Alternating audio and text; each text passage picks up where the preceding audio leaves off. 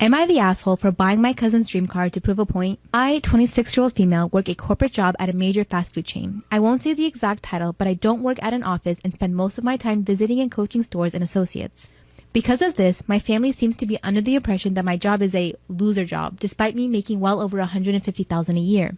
I think this perception is exasperated by the fact that I'm a frugal person who doesn't tend to surround myself with expensive things. My cousin, 34-year-old male, is a physics professor at a nearby state university and has done very little to hide the fact that he looks down on my job. From what I understand, we make similar money, but he's still paying off his doctorate degree. I didn't go to college. He has a much bigger house and mortgage and 2 kids. I'm child-free, meaning I have much more disposable income than him. For nearly 2 years, he's been talking about how he really wants a Tesla Model X and how he's slowly saving money for it. He'll joke about how much he wants it by describing how he sees it in his dreams in exquisite detail. Well, several months back while we were at my aunt's birthday party, my cousin made yet another backhanded joke about when I get a real job and make real money, and it was like the straw that broke the camel's back. I was so beyond done. I went back home immediately after the party and ordered a Tesla Model X for myself, exactly to the specifications he has described. So, a couple of weeks ago, I picked up my car and brought it home. I didn't tell a single soul in my family I bought it. But yesterday, I had plans to pick up my cousin's older son to babysit, and I knew it was finally time. I rolled up to my cousin's house in my shiny new Tesla that I washed and polished just that morning specifically for this meetup. Needless to say, cousin was pissed. He asked me all about it with strained enthusiasm and got visibly more angry the more he noticed it was just like the one he wanted.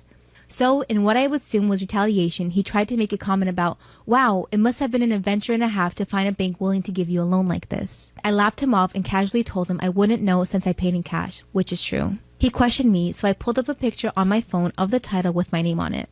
I think that was what broke him because he quickly ended the conversation and went back inside. But now I've been getting messages from his siblings saying how I'm a petty bitch. Even my mom said that she thought he was an ass, but I shouldn't have escalated just because I could. And while I adore my new car, getting back at my cousin wasn't as satisfying as I thought I'd be. So I'm really beginning to wonder if I am the asshole here. Am I? Am I the asshole for refusing to let my niece swim in our pool with the other kids? Last week was my son's 12th birthday party. My family showed up to our house. I greeted my sister, who said she wasn't planning on coming since my niece, 14, was on her period and didn't feel like going out, but thought this would cheer her up a bit. I welcomed them, and they sat in the living room to eat. I was watching the kids swim when my sister and my niece approached the pool. My niece was in her swimsuit, ready to jump in with the other kids. I stopped them and asked my sister if she was really going to let my niece into the pool while on her period. She said it was fine, really, and that she took necessary precautions. I don't know what that meant as a guy, but still, I knew enough about periods to realize things could get messy. I said sorry, but I can't let my niece into the pool with the other kids in fear of any accidents. She angrily said my boys literally pee in the pool while we were talking, so accidents my ass. I just politely told her I was sorry, but it's different when dealing with blood than with urine, which is way too common in pools, by the way. Again, I said I wasn't going to allow any accidents on my son's birthday and suggested other activities for my niece. My sister blew up, calling me a raging, insensitive asshole, then, literally, and out of the blue, told my niece to get dressed because they were leaving. My parents then asked what was going on, and my sister told them I selfishly and meanly told her daughter off for wanting to swim in the pool with the other kids, just because she was on her period. And then she left. Mom gave me a look and shamed me up and down for how I treated my niece and sister.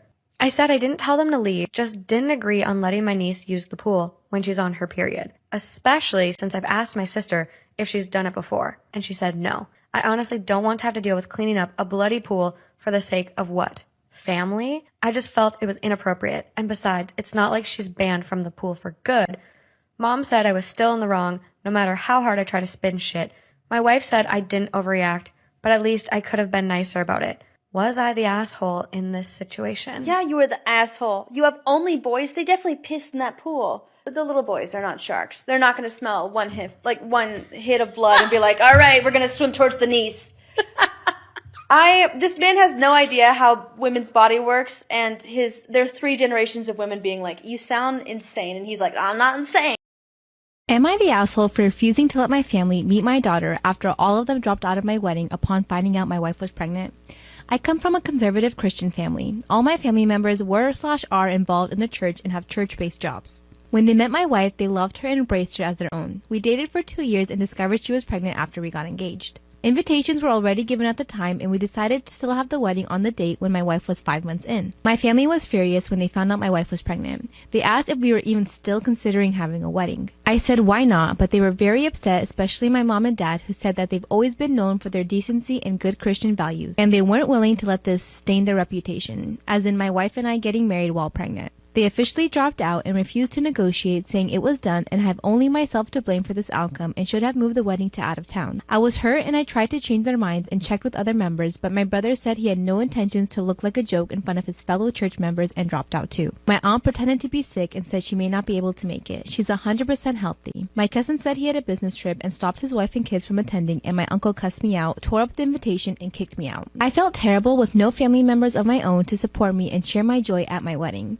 I even broke down crying after the ceremony. I haven't spoken to them for months and then got busy with my 4-week-old daughter. My cousin reached out to hand me gifts and well wishes for the birth of my daughter sent from my family. I returned everything. He sat with me on behalf of my family and said I shouldn't have returned the gifts and that they were from my family who want to see and hopefully be involved in my daughter's life. He said my mom's longing to meet her grandbaby and everyone else is wanting to visit soon to celebrate my daughter's life. I said, wasn't my daughter the reason why the entire lot of them abandoned my wedding? My daughter at some point will ask about the wedding and I have no intentions on lying to her. He just started stuttering as I went on about how they treated my daughter as someone to be ashamed of and hide. He replied saying he guaranteed I got it all wrong and no matter what goes down between us, I can never deny that my daughter is their granddaughter/niece, etc., and that they're family. He asked that I arrange for them to visit, but I refused. My wife says I should let them come, but I still refuse. So, am I the asshole? Am I the asshole for refusing to give my daughter her room back? I'm a father of 2, Natalie, age 24, and Jonathan, age 17. Jonathan had mobility issues throughout his childhood, and it got worse as he grew up. He became a full-time wheelchair user 2 years ago after he had a serious accident that left him in worse state than he was before. Natalie moved out for college at the age of 18 and then moved in with her now ex-boyfriend. Now, I need to mention that because Natalie is my oldest, she had the bigger room in the house. Jonathan had the smaller room, which was fine by him, but now it's different. With the major changes in his life and needing a wheelchair to move around, I have considered to move him into Natalie's old room that she hasn't used in years. I first called her to let her know, and she gave me the green light to go ahead and do what's best for her brother and make his life easier. I renovated it and added things in it to accommodate Jonathan's needs, and it cost money. Remember, this was almost 2 years ago.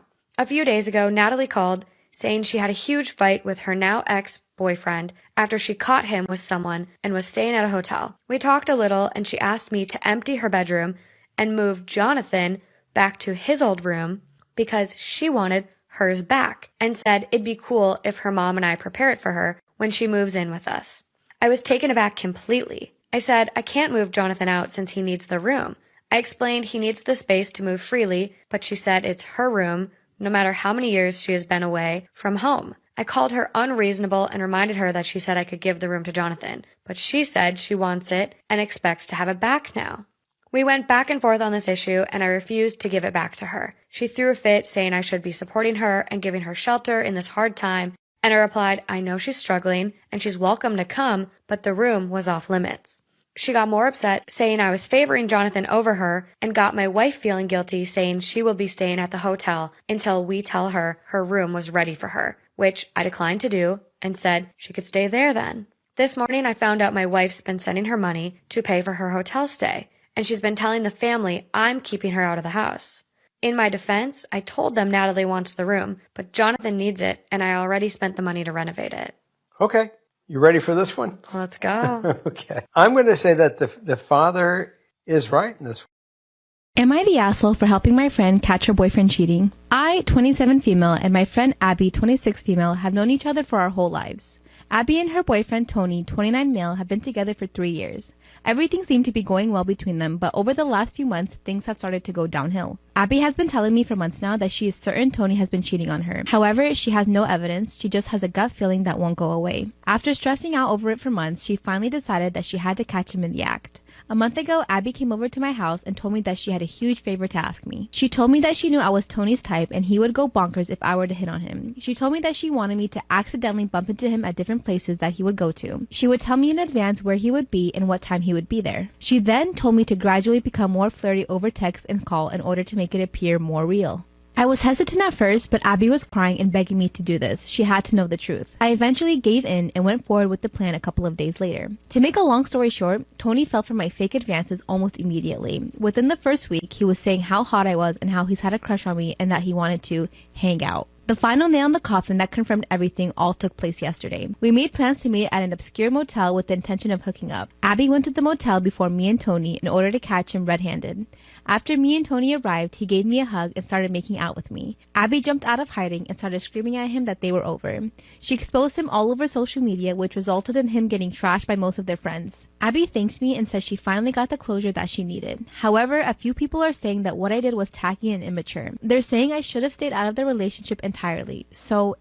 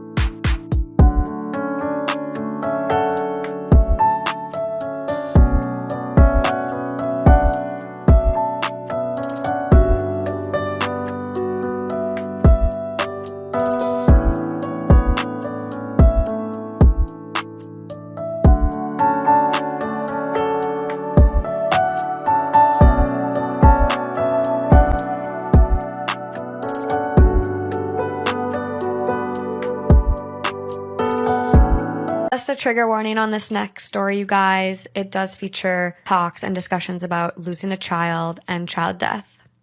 Mother-in-law's neglect killed my child.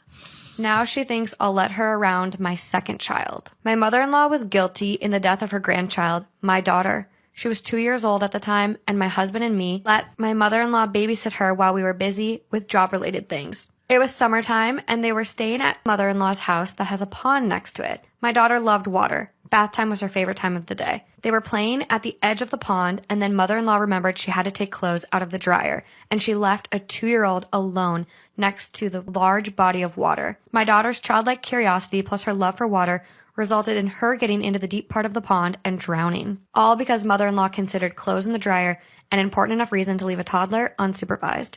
Then she realized what has happened. She started to panic and call for help. Her neighbor heard her. They got into the pond and called an ambulance, but it was too late. Imagine what it's like for a parent to come to the person you trusted your child with and they tell you your child is dead. And mother-in-law was begging us not to involve the police into this. She kept repeating it was an accident and she, quote, doesn't know how it could have happened, was only gone for a moment, feels even worse than we do. Calling the police won't bring her back.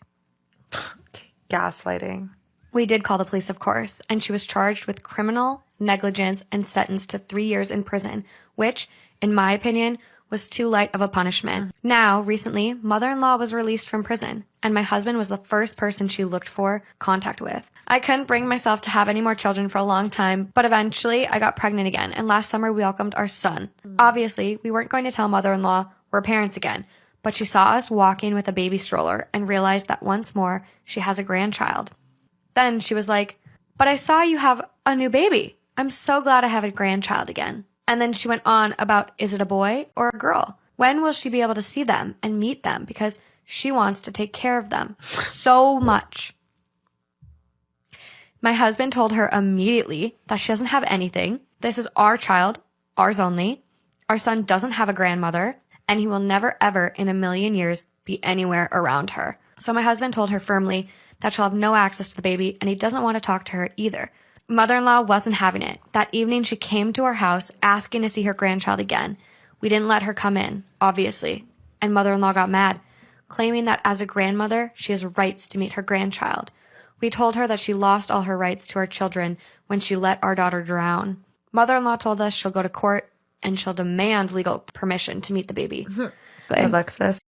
Am I the asshole for cutting my hair so my sister had a longer punishment? This technically happened around 7 years ago, but after newly revealed information, things are tense. Back when I was 17, my younger sister Ellie thought it would be a fun prank to cut my hair in my sleep. I'm a bit of a mover and active dreamer, so when I suddenly jolted, my sister panicked and ended up cutting off a much longer chunk than what she wanted. Out of instinct, my sister let out a scream, so I woke up and saw what she did. My parents woke up to me yelling at her and in turn yelled at her too. My mom took me to the hairdresser and I ended up going from having my hair halfway down my back to a pixie cut. As punishment, my sister had to use some of her savings to pay for my new hairstyle and then gave my sister a choice to either get a buzz cut or no phone and no social life until my hair got longer. Let me be clear when I say until my hair got longer. I don't mean that until it's back to its original length, but rather long enough so that growth was noticeable. My hair usually doesn't take too long to grow, so my sister chose the second punishment as she didn't want to lose her hair. That just made me all the more furious, so out of vengeance, I would give myself little trims at night in the bathroom every once in a while to make it seem like my hair wasn't growing.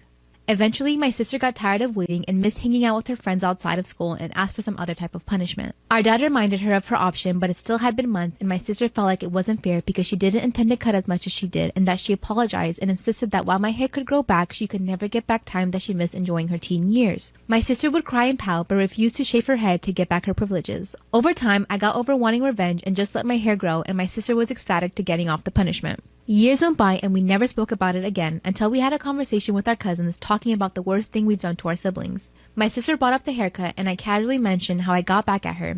I didn't think it was a big deal anymore, but my sister got upset and later texted me calling me an ass. So, am I the asshole? This is going to be a story time of when my stepbrother killed our dog and fed it to me and my little sister for dinner. Let's get right into it. So my mom had died when I was younger and my dad had remarried. So I had a stepmom and she had a son. This motherfucker, let me tell you, we did not get along. I fought with him all the time, but it's because he was a little bitch. He would always bully me and my little sister and make fun of our weight. He would threaten to beat us up just for fun. Like, you in our house, get it together. I began to scold my dad because he was the one who brought them in this fucking house and he wasn't doing nothing about it. He knew they were tearing our family apart and he did nothing. So, anyways, one night, my parents weren't home and my stepbrother had to watch me and my little sister. Like I said, he was a little bitch, so he was upset because he had plans to hang out with his girlfriend. But that really sounds like a personal problem. Let me stop coming at this man. It's just making me angry thinking about it. So my dad had sent my stepbrother money so he could go get groceries so he could make us dinner. But my stepbrother didn't want to, so he sent me instead. Oh, mind you, I was like 12 at the time. And he sent me alone and my little sisters were sleeping. When I came home and knocked on the door, I noticed that our dog didn't run up to see who was at the door like she usually did. Then I smelled something coming from the kitchen, like for part 2. This is gonna be part 2 of how my stepbrother killed our dog and fed it to me and my little sister for dinner. So like I said, I got home from the grocery store and our dog didn't run up to the door like she usually did. I didn't think much of it and then I smelled something coming from the kitchen. What could he possibly be cooking if there's no groceries? And no, I didn't automatically think, oh, he's cooking our dog. It's just, hold on. Whatever was cooking on the stove smelled like shit. It made the whole house stink, but like I said, I didn't think too much of it. Now that I think of it, I heard the laundry machine going and my family had a set schedule for laundry. Like, we never did laundry off schedule, so that was kind of weird. My parents are just very organized people, besides the point. So I go upstairs to wake up my little sister and I see my stepbrother pass me and go down to the kitchen. An hour or so goes by and he calls us downstairs and says dinner is ready. All he did was boil some corn, give us canned peas, and some slab of meat. The meat was burnt, by the way, but I guess food is food. So we started eating this atrocious meal, and all I could think about were these tiny little hairs that just kept going in my mouth. I kept pulling pieces out my mouth. Mind you, this hair had no color. It was burnt. Now our dog loved to eat dinner with us, but she was nowhere to be seen. I started looking for her and I realized that she's missing. This is gonna be part 3 of the time my stepbrother killed our dog and fed it to us for dinner. So like I said, I started looking around for the dog. I asked my little sister if she's seen her. She said no. So I asked my stepbrother and he says no too. Somebody fucking lie. Who the fuck is lying?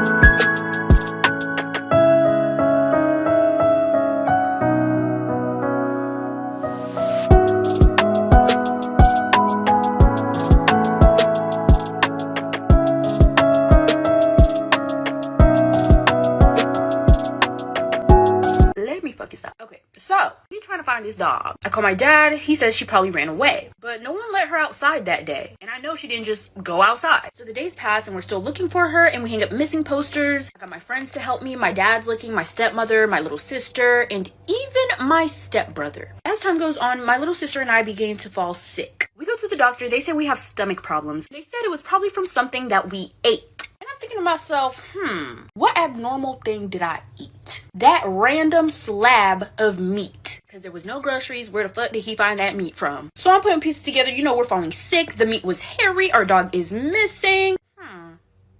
Eventually, my dad ends up finding the dog, but it was dead and cut up. This is going to be part 4 of the time my stepbrother cooked our dog and fed it to me and my little sister for dinner. So my dad ends up finding our dog hidden under some sticks in our backyard, but it was dead and cut into pieces. I might have been 12, but I wasn't dumb. I knew what the fuck was going on. So once my dad brings us this news, after he's done telling us what he found, I pulled him to the other room. I told him what I peeped. I was sobbing and I told him I think it was my stepbrother who did it. I told him about the dog not meeting me at the door, the smell of the kitchen, the hairs, the laundry, the fact that we got sick. I gave him all the puzzle pieces, but he told me that he didn't believe me. He said, and I quote, "Your stepbrother might be mean to you, but he's not crazy." I said,